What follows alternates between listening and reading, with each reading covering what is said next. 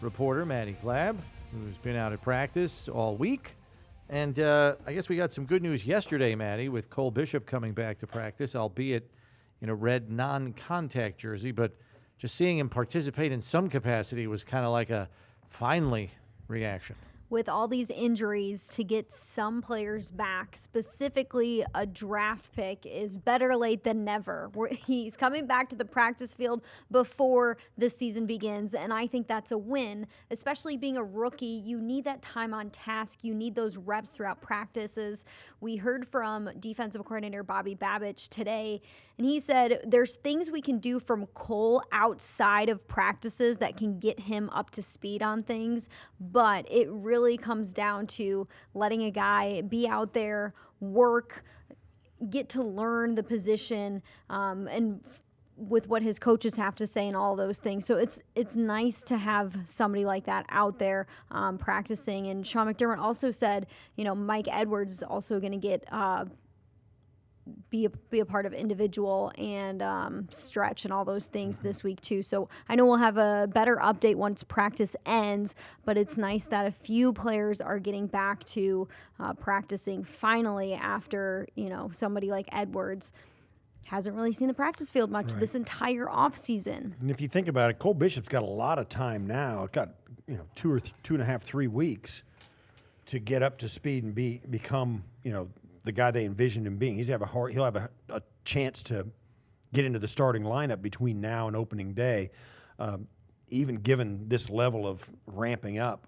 So he's going to have a lot of time to start taking a lot of reps. He's already been taking mental reps, listening to the conversation, getting coached up by the coaches. So he's getting back on the field now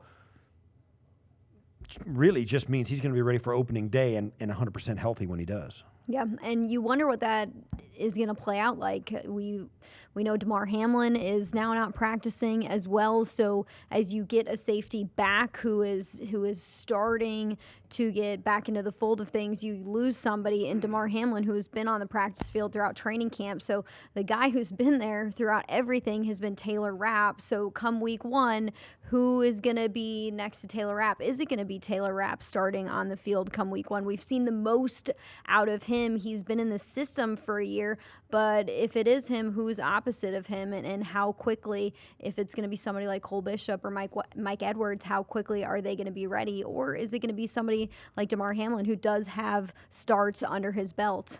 Right, but he's now nicked up too with the hamstring strain. Yeah. Didn't play in the Pittsburgh game, didn't practice yesterday, so we're going to have to see how that goes the rest of the week. I mean, I don't think he would play Saturday, even if he was healthy, based on what Coach McDermott said. So it is going to be an opportunity for those second and third team guys because he's been running with Taylor Rapp when healthy, but that was not the case last week. Yeah, DeMar Hamlin, it's been nice to see him back out there. And when you think about the third preseason game, Sean McDermott said, at this point, we have to rest the starters because of the injuries that we've had to several different position groups. It's not just, hey, we're going to play a couple guys for a quarter. We're going to throw them out there for a series because we want to see Josh Allen for a second time. They weren't able to do that against the Steelers because of the weather. But now with so many injuries to several different position groups, they have to be a little bit more careful. So you have all these starters resting, a week before they get into in-season mode, before cuts happen. I know they'll have a few days off there, but in a perfect world, maybe you wanted to see some of those starters out on the field. It'll be a nice test, though, for the 2s and the 3s to get out there. A lot more evaluation for the coaches if you're going to have those guys play the entire game. I'm kind of wondering what the plan will be for Dorian Williams because obviously he slid into Matt Milano's role last week in Pittsburgh. But the question about his game is really how much better has he gotten in coverage? Pittsburgh was not a good offense to go against to get an evaluation of that with the way those two quarterbacks played. So I'm wondering, does the coaching staff need to put him out there again on Saturday and hope they get the coverage looks they want to properly evaluate, oh, well, look, he's our starter on rundowns. Can he play passing downs too, or do we have to come up with a different kind of package? I'm wondering if he plays on Saturday. You also have to think about the fact that there is a risk putting anybody out there. What would happen if he, knock on wood, were to get injured? I mean, they have multiple injuries at that position group. They're getting guys back in Nick Morrow and Eddie Ulofoshio, so that's nice to see, but they don't want to be down another guy. But on the other hand, you would probably love to see Dorian Williams in another preseason game if this is going to be your guy starting next to Terrell Bernard, to see a different offense out there, to see some different pieces, some different pass catchers that he can go against. It's got to be hard for Sean McDermott and these coaches to make these types of decisions. You have to fall back on what is the most important thing heading into the season. Is it seeing Dorian Williams out there for one more game, or is protecting his health even more important, knowing that, when you go out there, anything can happen to anybody. Yeah, so you've got these. It could be the Eddie Ulofoshio show and the Joe Andreessen show on Saturday as well. I mean, you'll be playing against the Carolina Panthers. They've not looked great in the preseason. They have yet to win a game. They're a team that is in a new head coach. New head coach. They've got a quarterback that struggled, a rookie quarterback from a year ago, and going into his second year. And after a year, he struggled mightily as a rookie. And you're right. How do you know if these guys can cover when the quarterback you're playing against on the ground in the backfield all the time? So nobody has to cover anybody. So I think you're going to see. I think you're going to see Eddie Ulofoshio. You're going to see Joe Andreessen. You're going to see, all these, and maybe Deion Jones if he's healthy. Yeah. Anybody who's healthy, Spector is still a question mark. Yeah, he's probably not going to play with the calf injury. Now, I'll say this: if Spector was ready on Friday to play, he doesn't need he's been here for 3 years. I mean, the guy's. Yeah. He'll know what to do. I don't they think can they're put him gonna in. Risk it. I don't know how ready Shane Simon is. He's been here all the camp. He got cut due to a roster back. move with injuries and then got brought back 2 or 3 days later. But, Maddie, we heard Coach Babich talk about Ulofoshio and the time that he's missed. What do you make of his comments today about Eddie? Yeah, I mean, Eddie is somebody who it's nice that he's getting back on the field. This is another draft pick where camp is so important for these rookies to start to learn an NFL defense. This is not an easy defense to learn. We know they put a lot on the linebackers and the safeties within this defense, so it's learning about, okay, what are my calls, what are my checks, who do I need to communicate with?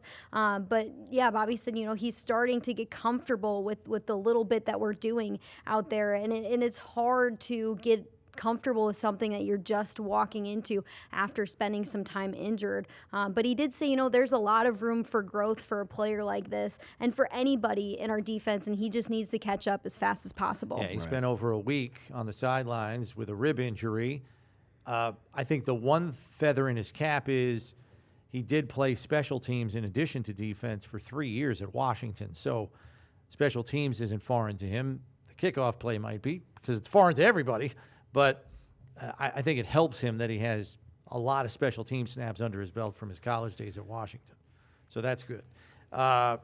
Anything you're going to keep your eye on the rest of this week, maybe besides the injuries? Do you have any interest in Anthony Brown, who's... Yeah, I do think it's interesting that...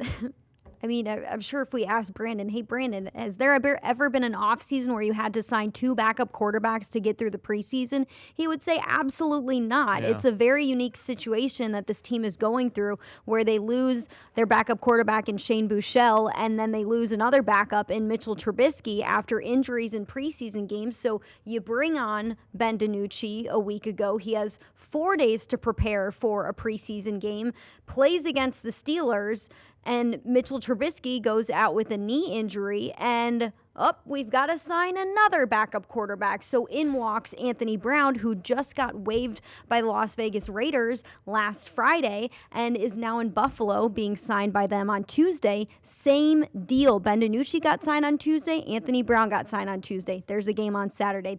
He'll have 4 days to prepare for this game. I talked to him yesterday after practice. We had to wait for I want to say 30 minutes for him to come off the practice field because he was talking. Extra, probably. He was doing extra. He was talking with coaches.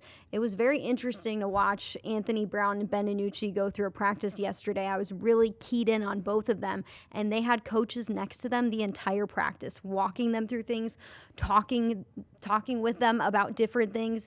DiNucci told me he went through the entire practice script after practice yesterday because he's trying to get as many reps as possible. But going back to Anthony Brown, I asked him about what the last 24 hours had been like, and he said, it's a whirlwind. I'm a younger quarterback. This has never happened to me before where I get waived by a team. I'm supposed to clear everything out of my mind when it comes to the Raiders offense that I just spent the entire offseason learning and felt like I was in a good place. Now I'm here in Buffalo. I need to pick up a new offense. Oddly enough, Ben DiNucci and Anthony Brown have been training together since their freshman year in college. So Yeah. Brown said, I'm going to have a million questions for DiNucci, but I know that I can feel comfortable around him and comfortable with asking him those questions because we've known each other for so long. And Joe Brady the other day even said, if he calls a play that we have something else, and it helps him remember it better by calling it what it was in his old football language, I'll make a note on my sheet and call it that for him this week, just so it gets executed properly. Maddy, we appreciate the time. Maddy will be down on the sidelines on Saturday, along with Steve on the television broadcast, because Saturday, August 24th, the Buffalo Bills welcome the Panthers for their home preseason matchup at 1 p.m., and it's Kids Day. Presented by Fisher-Price. Perfect time to enjoy a Bills game with the whole family. Starting at 9 a.m. in the bus and limo lot at Highmark Stadium. The festivities kick off with a junior tailgate at 9 a.m., which will have games, activities, giveaways, along with a dance party hosted by DJ Milk. A must-see experience this year will be an expanded Power Wheels track and photo opportunities with Bills mascot Billy Buffalo, as well as fun games and activities for all ages. So get out there and get out there early.